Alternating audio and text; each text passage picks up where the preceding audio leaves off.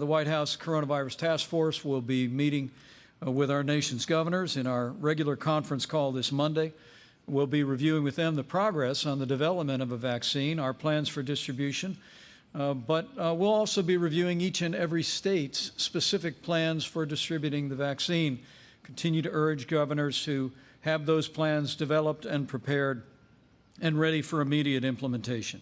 And finally, Mr. President, as we see cases rising around the country, as we see hospitalizations rising around the country, I want to encourage the American people with the news that as we have done from the very beginning, we're going to continue to move heaven and earth to make sure that your family has access to the level of health care that we'd want any one of our members of our family to have.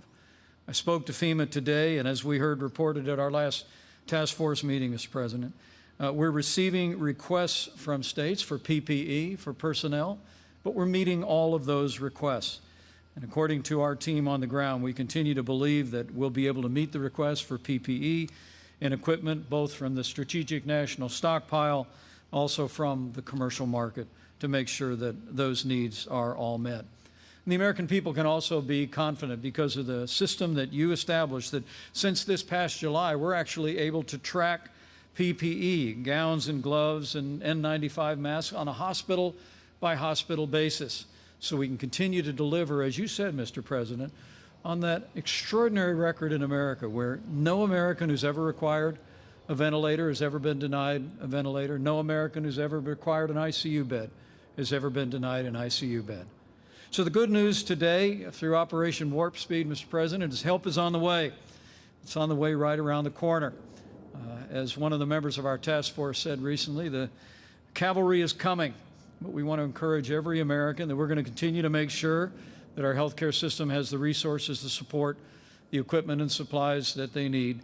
And we also, Mr. President, as we see cases rising, particularly in the heartland of this country, but in communities all across America, we encourage every American, as the Secretary did and as you have, continue to practice good hygiene, wash your hands, practice social distancing, wear a mask when that's not possible. We all have a role to play. We all know what to do to protect the vulnerable, to look after our families and our neighbors and friends. And we encourage every American, with all the good news this week, to continue to be persistent in putting the health of yourself, your family, your neighbors, coworkers, and friends first. And we'll get through this, and we'll get through this together.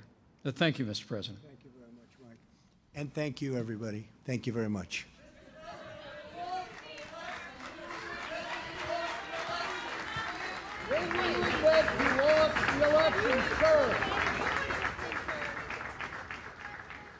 President Trump there ending a press conference at the Rose Garden with various White House officials involved in Operation Warp Speed. Also, Vice President Mike Pence speaking there. The president earlier in the press conference talking about the pending FDA approval for the Pfizer vaccine.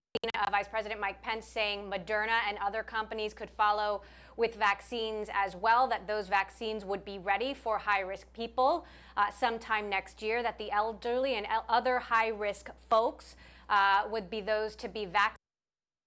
First, nothing in that press conference about the president's continued calls for recounts in various states. He did not concede, no talk about the election or votes at all. The president did suffer some pretty big blows in terms of his fight to claim he has won this election in various states. Georgia, of course, was called for Joe Biden.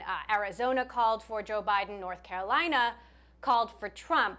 The Trump administration did drop a lawsuit in Arizona and other legal challenges in other states not faring well either. I do want to bring in our Mario Parker, who covers the White House, is standing by for us, has been following this press conference. Drew Armstrong is with us from our Bloomberg Biotech team to talk about the vaccine announcements there from the Trump administration. Drew, give us the download on what the president had to say there and some fact-checking as well. Sure. To be honest, there wasn't a tremendous amount new in those announcements. That was mostly just a recap of a lot of things that we already knew. That said, this has mostly been what appears to be good news in terms of the availability of these vaccines, positive top-line efficacy results from Pfizer. One thing to note, we still don't really have any safety information from the company other than a brief line saying there weren't any major safety signals that they had observed. So the president's comment that the vaccine is safe is we certainly hope that's the case, but we're still waiting on the data. The rest of it is mostly just a recap of things that I think we've heard from the administration or for the companies in the last few weeks and months already. Obviously there's a lot of politics involved here, but what do you make of the timing of this as the president is continuing to claim he won the election, to come out and talk only about the virus and vaccine developments when, as you say, there's not much new? Why do this at all at this moment on a Friday evening? I can't answer that. It's good to get out of the house, I guess. I think, listen, had this announcement been, had this announcement about the Pfizer data come a couple of weeks earlier, which, to be clear, it doesn't appear that the science would have allowed, I'm sure we'd be talking potentially about a very different political landscape here. And, even with that bad timing, it is certainly an achievement for this administration, to have been able to help accelerate some of these vaccines, like the Moderna vaccine, which was really a core part of Warp Speed, into the final stages, and hopefully a level of emergency approval and access to the American public by the end of the year. That still remains a very big deal if it does, in fact, go that way as people are expecting. So can you clarify for the record what Pfizer's involvement was in Operation Warp Speed? Of course, Pfizer said they didn't get any money from the federal government. The president saying at the beginning of the press conference that Pfizer somehow misrepresented its involvement. What do we know to be the truth about that? Sure. Yeah, that's a great question, and I think it's important that we clear this up. So there are a number of companies out there that got money from the federal government that went toward R&D efforts and manufacturing capabilities or capital that they may not have had in hand or may not have been able to risk in the middle of this. Pfizer is as well capitalized and has as many R&D resources as you could possibly dream about in the world of bio and pharma, and they really did not do that. What they do have with the government is a purchase agreement once a vaccine is cleared for use. And so, that is, I suppose, part of the Warp Speed effort to get vaccines to the American public faster, but it doesn't involve the IP part of things, and it doesn't involve the manufacturing part of things. I would hazard a guess. The reason that Pfizer has been, in particular, quite sensitive about this is that as soon as the U.S. government can, reasonably say that it was an investor in your R&D or manufacturing process, then that's how you get hauled up in front of a congressional hearing when you raise the price by a couple of bucks a few years later. So, this is obviously a sensitive issue for Pfizer. It's an issue of credit taking for this administration, but I think the administration certainly does deserve a degree of credit for helping accelerate the many, many vaccine candidates that are in development, not just the Pfizer one. All right. And of course, the vice president mentioned not just Pfizer, but Moderna as well, then said there would be other companies' vaccines approved next year as well. Drew Armstrong of our Bloomberg Biotech team. Thank you so much, Drew, for your analysis there. I want to get a check of the markets. We saw Pfizer moving up a bit as the president was speaking. Our Abigail Doolittle has been looking at pharma stocks. Abigail, what did you see? Not too much of a reaction. As you were just mentioning, a little bit of a bump as President Trump was speaking for Pfizer, also for Moderna, AstraZeneca, and Eli Lilly. If we take a look at those on the after hours, and this is actually a look at the major averages on the week. And what we have going on here is the cyclical rotation that everybody has been talking about. You see the S&P 500 and the Russell 2000 rallying, the S&P 500 closing at a record high, the Russell 2000 closing at a record high and putting in an all-time high. On the other hand, Emily, technology is trading lower. And linking this back to the virus, what makes it so interesting, of course, this week's rally was kicked off by the vaccine, Pfizer's vaccine that was introduced on Monday. And even though we could be weeks, months from it being brought to folks here in the U.S. and around the world, we've had this big risk rally. And the fact that you have the cyclical trade in favor, that really points to the idea that folks think that the reopening could be sooner rather than later. Those cyclical sectors value leans more toward reopening. Now, there are some of those names on the week, and you can see simply huge gains. Investors rewarding these companies for potentially having this amazing vaccine. Moderna will, of course, be releasing data sooner than expected. AstraZeneca has a nice week. Interestingly, Eli Lilly, Emily, this is the one company that actually has a therapy, not a vaccine, but a therapy that can help seriously ill patients recover a little bit earlier. That stock was actually down on the week. And here we have those after-hour moves. Earlier popping just a little bit more, especially AstraZeneca at one point was up about 3%. Now more modest moves. But you know what, Emily? On a Friday, to see stocks moving at all, it's something. So, yes, there is some movement for these pharmaceutical and other healthcare companies. Well, you don't normally get the president coming out on a Friday evening in the middle of a contested post-election season. Bloomberg's Abigail Doolittle, thank you so much for monitoring the moves that we did see. Moments ago, of course, we heard President Trump addressing the nation from the Rose Garden, giving an update on Operation Warp Speed about getting a vaccine out to the United States population. I want to bring in Bloomberg's Mario Parker, who covers the White House and has been following this. Mario, the press conference was perhaps more notable for what the president did not say or did not address than what he did. He did not concede the election. He did not talk about the election or votes at all. What's your takeaway? Right, absolutely. So the president didn't take questions from very curious and anxious journalists who were gathered in the Rose Garden as well in order to, of course, speak about Operation Warp Speed. But the elephant in the room, of course, is the election and this post-election fight that the president has put up. He did take the opportunity to talk about the economy, which he says is rebounding, and the fact that there was no quote unquote national lockdown on his watch. Take a quick listen to what he had to say. According to some estimates, a national lockdown costs $50 billion a day and hundreds of thousands of jobs every single day. Ideally, we won't go to a lockdown. I will not go. This administration will not be going to a lockdown. Hopefully, the whatever happens in the future, who knows which administration it will be. I guess time will tell. But I can tell you this administration will not go to a lockdown. Of course, we know President-elect Biden has a safety-first approach that he has been advancing. He's not called for a national lockdown, though, either. What's your take on what the president had to say just there, Mario? No, that was probably among the newsiest chunk of his remarks, quite honestly. The president, talked about, as you mentioned, the lockdown, which he's been doing for quite a while, just kind of saying that there's no way that he wanted to have the country back locked down. He was, of course, a cheerleader in the spring for the lockdowns to be lifted. He was hesitant to institute them initially, of course. Citing the economy, and he's been touting the economy quite a bit, and he's been affirmed by some of the economic numbers. But as you played the clip, one of the things that's kind of buried in there is that it's the first sign of uncertainty that we've gotten from the president. He's at least on Twitter, he's portrayed himself as winning the election, and saying that casting doubt on the election.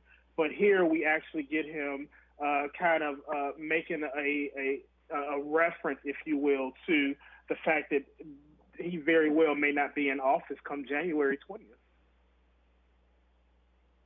Absolutely. And he did also tweet that Arizona was a very close loss. He did use that word. Okay, Bloomberg's Mario Parker at the White House for us. Thanks so much, Mario, for that update. Of course, the president's news conference coming as cases and hospitalizations surge for COVID-19 across the country. California has issued new restrictions about travel. New York has more restrictions potentially going into place around schools. So we're going to cover that in this show and, of course, be following it. Coming up, with the president still not conceding the result of the U.S. election, though others have gone on to prepare for what to expect from Joe Biden. We're going to hear from Silicon Valley next. This is Bloomberg.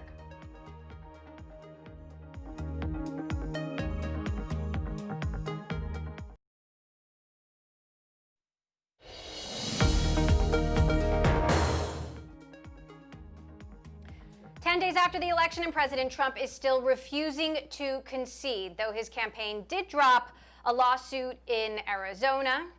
Many business leaders are proceeding anyway, as if 2021 will be a new day. Box CEO Aaron Levy tweeted,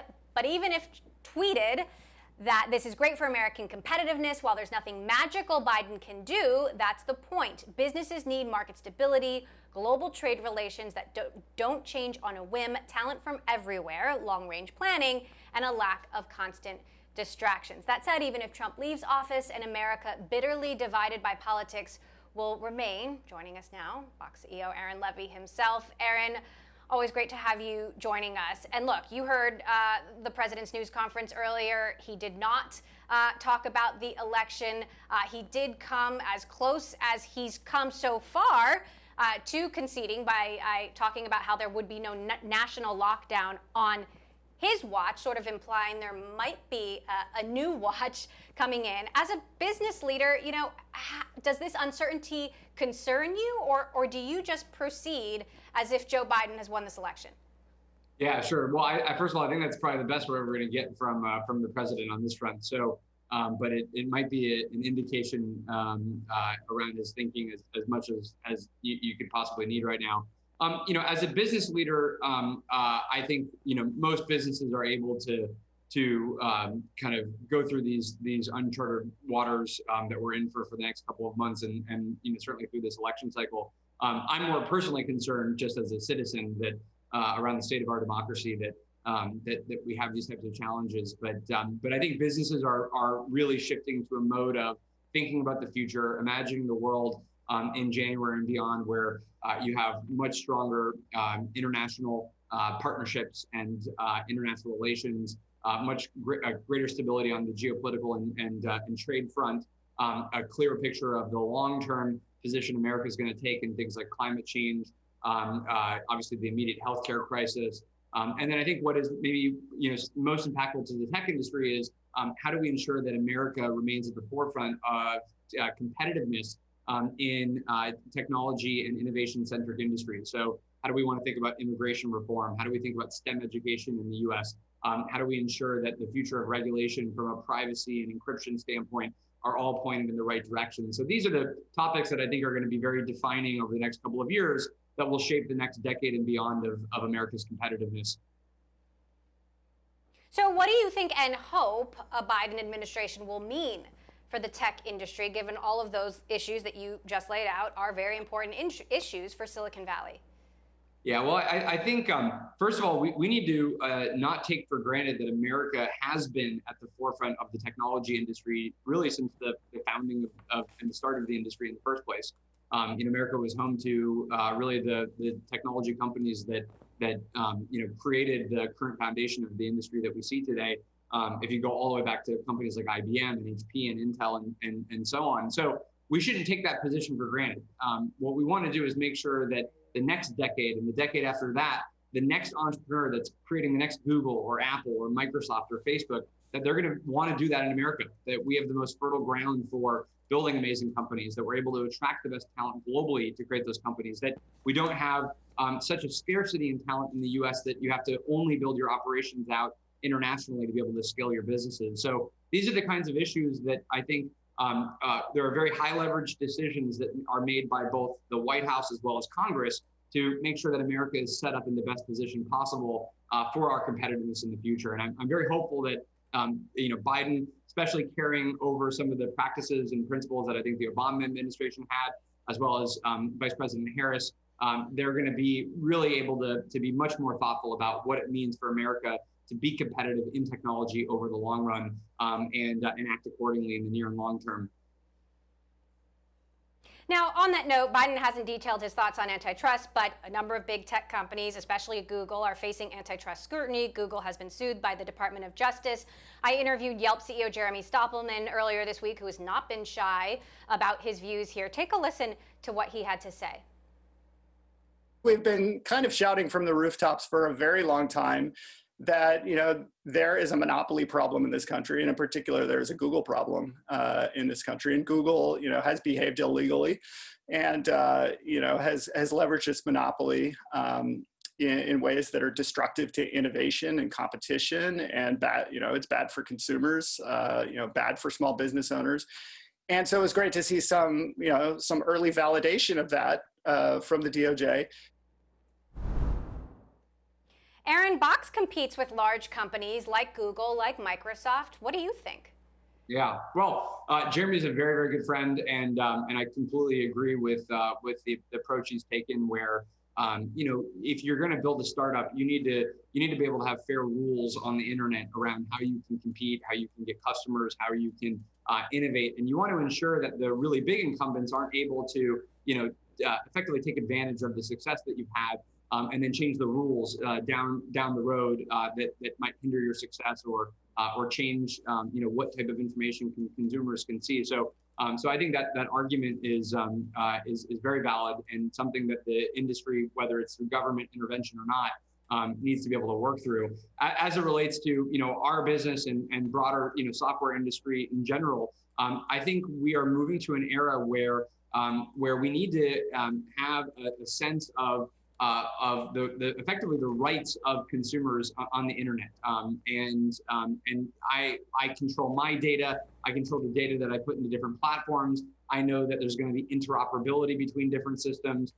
It's going to be a fair marketplace for competition to be able to emerge. So I think these are incredibly important topics and issues, and I think it's something that certainly the new administration is going to be taking on in a significant way. Congress is already obviously starting down that path. I would say my personal opinion is that I think the current approach Congress is taking is a little bit confusing, because it's dealing with a broad set of very different topics between internet censorship, marketplace dynamics, antitrust challenges. So it will be interesting to see how they navigate through those very, very disjoint and ultimately highly complex issues. So, but I do think that it would be hard to imagine in a decade from now we don't have any form of regulation that emerges in some of these in this industry, given the concentration of power and the significance of technology in the market. Okay. Aaron Levy, CEO of Box. Always good to have you on the show. Thanks so much, Aaron, for stopping by, and keep up the tweets. They're very entertaining. All right, coming up. E-commerce upstart Verishop is trying to take on Instagram with new social features in its shopping app. We're going to hear from the CEO about how he plans to outpace the giants. Next, this is Bloomberg.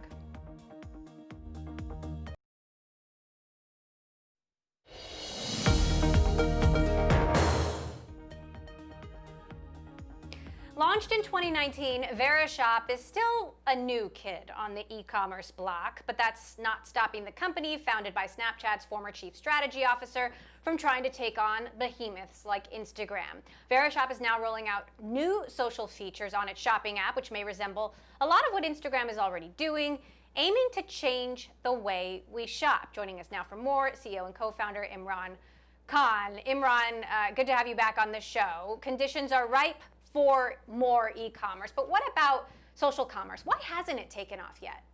Yeah, I think social commerce is probably the largest opportunity in e-commerce. And the reason you haven't seen that before in the US, because I think in the US, people who have tried to create social commerce, they didn't follow through the foundation of e-commerce. What is that I mean? What do I mean by that? To build a social commerce company, you have to get the e-commerce foundation right first. So you got to make sure somebody get the product on time. You have to make sure somebody, if they have any issue, they can call you. All sorts of things that we came to appreciate as an online commerce, you have to make sure you do that. And I think that's why when we created Verishop first year, we only focused on core foundation of e-commerce. And now we are rolling out the social commerce component of it. Okay, so talk to us about the new social features and how you believe they're differentiated from Instagram and how you intend to compete. So first of all, I think going back, we have the back-end e-commerce foundation. So if you buy something from us, you will have incredible customer experience. Our net promoter score is 75, one of the best in the industry. The second thing is, if you look at our product, we built computer vision technology. So we have a content feed. So you can watch any kind of content created by our brands, created by influencers, created by our users. And if you click on any of those content, our computer vision will recognize the product in that content and will recommend you similar product that you will be able to buy directly from Verishop or from our sellers. The third thing we are doing is we are really democratizing the platform for the brands and stylists. So now any brands and stylists can come to our platform, create collections. You can create collection as a user. You can follow your friend's collection, and you can, any content you see, they are become shoppable based on our recommendation on our platform. Interesting. Now, we'll be tracking your progress over the holidays. I do want to ask you, Imran, you spent many years on Wall Street. You worked at Snapchat for a long time. What is your take on an incoming Biden administration, the refusal of the president to concede? But other CEOs looking at this as a period of coming stability, though nothing's sure in 2020. Yeah, first of all, I believe in American democracy. It is one of the oldest democracy in the world, and I believe in our institutions. So we believe there will be, transition, and there will be new government, and I think technology is a really important part of American economy, and I think, and I'm looking forward to working with Biden administration, and any way I can help. How do you think he should weigh in on big tech? I mean, you're competing against Facebook right now, a company that is very large and in the crosshairs. I think, the most important thing we need to make sure that there is fair competition, right? One of the biggest thing we need to make sure for the small companies to grow, that there are fair competition. I'm not a big fan of creating a lot of regulations necessary for the sake of regulations to slow down the big growth of the big companies. But I think one of the things that we need to make sure that there's always fair competition for everybody. And then ultimately the company that execute the well will win, regardless whether they're big or small. So I think, so that's my point of view. All right. Verishop CEO Imran Khan, thank you so much for stopping by. We'll check out some of the new features on your app. All right, coming up, in some states, one election winner was online betting. And with rising cases of COVID-19, that sector might be seen as a safer alternative to casinos. We're going to look at what the future of the gaming industry holds. That is next. This is Bloomberg.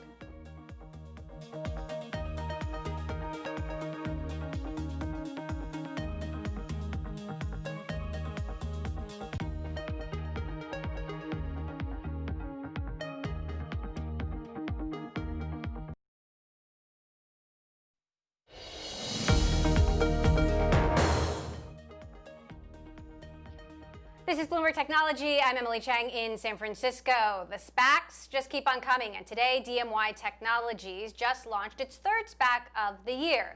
Another foray into gaming that involves a blank check company that just raised $275 million to target companies that create compelling mobile app experiences. With us now, CEO and co-founder of the group, Niccolo de Masi. Niccolo, great to have you back here on the show. So how confident are you that the right opportunity exists given all the SPACs out there? Yeah, that's a good question. I mean, I've done 3 this year in series. We found our first transaction in 5 months. The second one was in about 2.5 months. And so we have a really strong pipeline, Emily, because as you know, I'm still the chairman of Glue Mobile. I was the CEO for the better part of a decade. And I've done about 6 public companies now on both sides of the Atlantic. So there's a whole generation of entrepreneurs that have kind of grown up that I've kept in touch with. And we just keep our pipeline going, tracking companies that we think could be, 2 or 3 years away from an IPO. And we provide, a lot of advantages versus alternative paths to going public, certainty, forward-looking statements you can get kind of credit for, a great board, and a lot of liquidity. So I feel like we were a bit of a pioneer, believe it or not, with our DMY1 gaming SPAC. DMY2 was also gaming, and DMY3 is actually, Emily, it's gaming, but we're heading probably down the tech stack, into the layers of the phone, if you will, that support the ultimate consumer expressions. So that said, what kind of asset are you targeting? What kind of deal should we expect, given, as you pointed out, your long history in the gaming industry and where you see opportunity? Yeah, so DMY1, we transacted, as you know, in the gambling space. We're bringing public the #1 online casino operator, a great business called Rush Street Interactive. that really is a free-to-play company that operates at that kind of speed, but in the gambling space. It's a really impressive company. DMY2 was a SaaS company in the sports betting business. So both DMY1 and 2 have been benefited indeed by the ballot a couple of weeks ago. More states are legalizing sports betting and casinos, and DMY is poised to take advantage of that. DMY3, we're looking actually at what I call deeper tech. So what is the next generation of computing that underpins the future of the mobile technology ecosystem? What's happening in the cloud? What's happening in AI computing? Potentially what's even happening in quantum computing? We think all of these trends are really driving the next level of innovation in the mobile ecosystem. That said, we've seen over $60 billion raised in SPAC capital this year. There are going to be winners and there are going to be losers. I mean, what do you say to the critics who say these are assets that private equity passed over? And, you know, to be sure, a number of these are going to underperform. Yeah, so look, Goldman Sachs is our underwriter for all three of our SPACs this year. We're privileged to work with them. I think quality begets quality, right? So, you know, we like to think of ourselves as the platinum quality sponsor team in our size range of $1 to $2 billion enterprise values is what we look to work with. We think Goldman's the #1 tech IPO franchise, obviously on Wall Street. And so together we've been able to attract really high quality companies, right? Every deal we've done is a business I think Warren Buffett would be proud of, in the sense that if you close your eyes and come back in 5 years or even 10 years, I think the business will be worth 5 times, 10 times what it is today because of incredible barriers to entry. They've got high moats, real tech advantage, and impressive management teams, right? So look, I mean, 3 years ago, I think, you know, SPACs might have been a bit of a curiosity, but this year you've seen some really impressive target companies coming out, you know, in particular with Goldman Sachs and sponsor teams that I think have really upped the bar on quality, right? So I think there's a virtuous circle going here where quality sponsors and quality underwriters attract quality assets, and they in turn attract quality investors. You know, Fidelity led the pipe on our first SPAC deal, for example, and they're obviously no spring chicken, right? So, you know, end of the day here, I think we are firmly entrenched as a phenomenon, as an IPO path. I mean, 50% of ECM volumes have actually been SPAC IPOs so far in 2020. All right, well, some compelling counterpoints there, I will acknowledge. We'll be watching to see if you can go 3 for 3. Niccolo De Masi, DMY co-founder and CEO. Thanks, Niccolo. Good to have you back with us. Staying with apps catering to a user experience, Bumble, the dating app known where women make the first move, received a major stake from the private equity group Blackstone. Also, the company is tapping Goldman Sachs and Citigroup for a possible IPO. I sat down with CEO and co-founder Whitney Wolfe Herd. We talked about what kind of resources and access Blackstone has afforded her. Our partnership with Blackstone is absolutely incredible. I have so much respect and admiration for the team there, for their leadership, for their incredible support and championing of us, both as a team and as a business. It has really been the highlight of my entire career to work with Blackstone. It has been a remarkable success story from a private equity and high growth tech business standpoint, and there's not so many of those. So it was a bit of a unique match, but it has been absolutely sensational, and they have really given us a wide range of resources and support, ranging from helping us scale our talent to placing our board, to helping us dig deeper into data analytics and really doubling down on privacy and security, and, you know, coming in and really helping us just really further accelerate the business from every side. And I have a great partnership with the folks over there, and it has really been a remarkable opportunity. There's been talk about an IPO, a $6 to $8 billion IPO. Does Blackstone's involvement now change the path forward?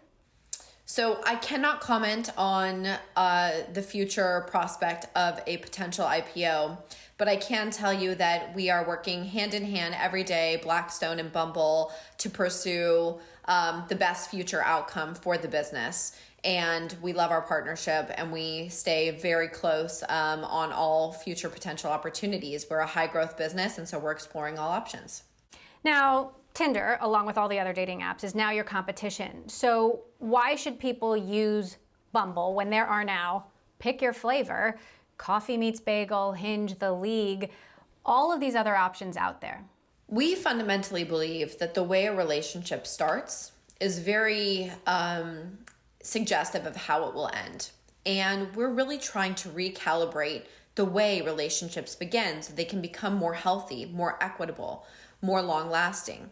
And when a woman makes the first move, she really establishes control and has an equal footing from the very first hello. And that's what we really fundamentally believe sets us apart from a product standpoint. Even if you saw the same person on 5 products, on Bumble, saying hello first changes the course of the way that relationship will go and the way that conversation will go. And it really does just promote more healthy and equitable relationships for all. Now, any dating app has the problem that once you create a successful match, those people don't need the app anymore, certainly don't need to pay a subscription. How do you reconcile that and keep making money? That is an issue for certain dating apps, but we are not just a dating app. We offer so many other verticals inside our product, and we see that our users and our customers really come for more than just dating. We have a large sector of our user base that comes and uses all 3 modes, which is dating, friend finding, and business opportunities. And so even if they have success in the dating category, there's a very high chance that they will come and look for a new friend, a yoga buddy, a fitness partner, a new mom friend, somebody to go out with, somebody to talk about shared struggles or shared joys with, and maybe even try to start a business with someone they meet on the product. And so this is so much more than a dating app. This is truly the platform to find relationships, and not just ones that are rooted in love. Does that mean then you're competing with Instagram and Facebook and TikTok and Snapchat? And how do you compete? What's really interesting about the Instagrams and the Facebooks and the Snapchats of the world, you're communicating with your friends. That is a place you are keeping in touch with the network you already have. You are commenting on friends' photos and exchanging updates with one another. Bumble connects you to people you don't know yet. So Bumble is really what comes before social media. This is what is giving you a network. This is what is expanding your opportunities of who you know. This is introducing you to new people. And then down the road, you can engage with those folks on other social media platforms. So if Facebook is to people you know, Bumble is to people you don't. Bumble CEO Whitney Wolfe heard there, and you can catch more of that conversation in a special Bloomberg Studio 1.0 coming up soon. All right, next, Twitter and Robinhood are just 2 among the companies suffering from cyber attacks in this extended work from home period while the world is on lockdown. We're going to talk to the CEO of an identity protection company about how they are defending businesses increasingly threatened around the world.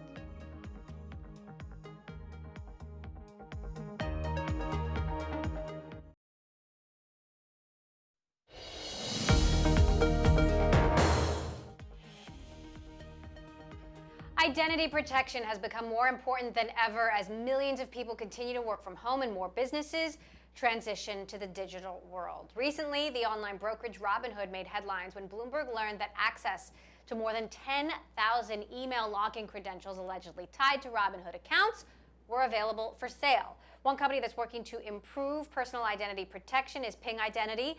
Founder and CEO Andre Duran joins us now for more. So Andre, curious how COVID and the transition with so many companies working from home has impacted your business. Well, Emily, it's great to be here, and thank you. Certainly, identity security has become more central now with COVID. I think everyone's realizing that they need to remain secure, but they're no longer on their work laptops or their work computers in their buildings or on their networks. And so put a lot of focus on making sure that, that the strong authentication is occurring to make sure that the right users are logging in. And so certainly a lot of focus has been put on secure authentication. But then more importantly, now they're needing to make sure that they can access those applications that they need to access. And a lot of them are back in the data center. Some of them are on the mainframe. So identity has really become kind of the linchpin of this new remote working world. So what are the biggest threats that you see right now, given that it looks like we're going to be in this state of limbo for some time? Well, this is not new, but companies that have not evolved past passwords to protect both their users and their applications, it turns out that passwords are still the weakest link, both in our security as well as our identity security. So there really needs to be a major push right now to put multi-factor authentication on top of access to all applications. And I think this is especially true now in this remote working environment. Now, as we move on to a new administration, even though the president refuses to concede, privacy regulation will likely be something that the Biden administration is going to have to weigh in on. What are your thoughts on privacy regulation for big tech? Well, it's happening. We have there's privacy legislation either already in place or actively being worked on in over 123 countries. I think we've all experienced as consumers kind of the erosion or invasion of privacy with all of our new always-on devices that kind of surround us. And so we are seeing kind of an active movement to counteract some of that. And it's forcing companies now to become much more diligent around how they collect consent to share information about us. And they also have to install capabilities to ensure that when they are sharing information about us, that it's that A, they have consent, and B, that they're sharing the right information. So all of that is kind of in the realm of what Ping allows our customers to do to make sure that they are protecting the identities and the privacy of their individuals. But I think if you look forward now, I think there's some real breakthrough technologies that will be introduced that give users more control over their identity, and then subsequently more control over when, where, and how, and with whom they choose to share that information. I'm super excited about that. All right. Stuff we will be watching. Andre Durand, CEO and founder of Ping Identity. Thank you so much for joining us. Okay, still ahead, SpaceX and NASA preparing to launch the first commercial taxi to the International Space Station, signaling a new era in human space flight. We're going to look ahead to Sunday's liftoff next. This is Bloomberg.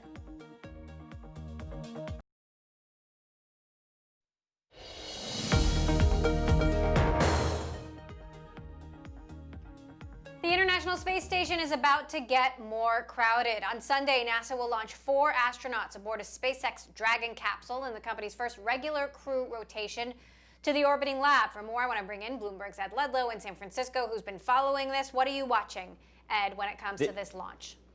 This is going to be incredible. A 27-hour journey from Earth up to the International Space Station, 4 astronauts. It's the first time that NASA has certified a craft to carry humans to the International Space Station since the shuttle was retired in 2011. Of course, SpaceX did that test with 2 astronauts over the summer. It was a success, and millions of people tuned in. And if you are caught up and fascinated by space exploration, if you're fully into the romance around space and rockets, then this is one that millions are going to be watching as well. The astronauts that are taking the trip also are positioning this as the next step towards human flight to the moon and to Mars. So this really is a big deal, and it's very exciting. Millions are expected to tune in around the world.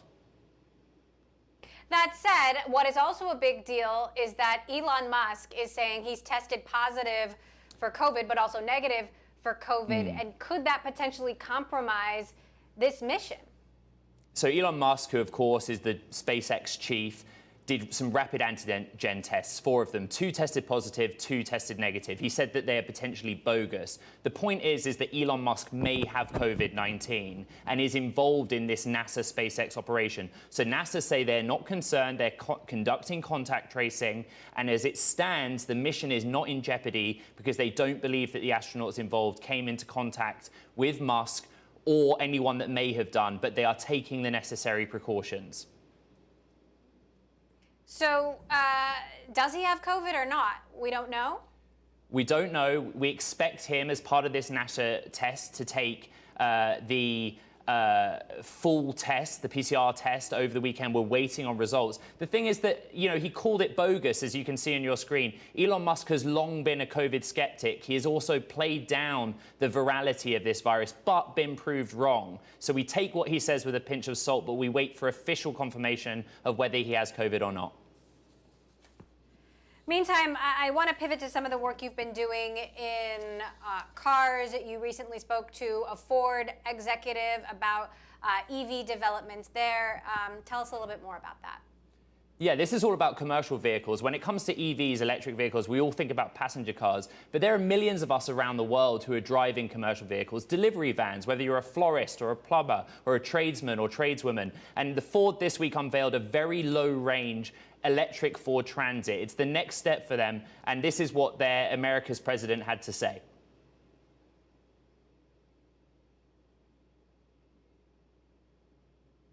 There's going to be a very important role for autonomy in package delivery business. It could take many different forms, but we are, as you said, Argo is working very hard on solving all the difficult challenges that come with having a vehicle drive itself.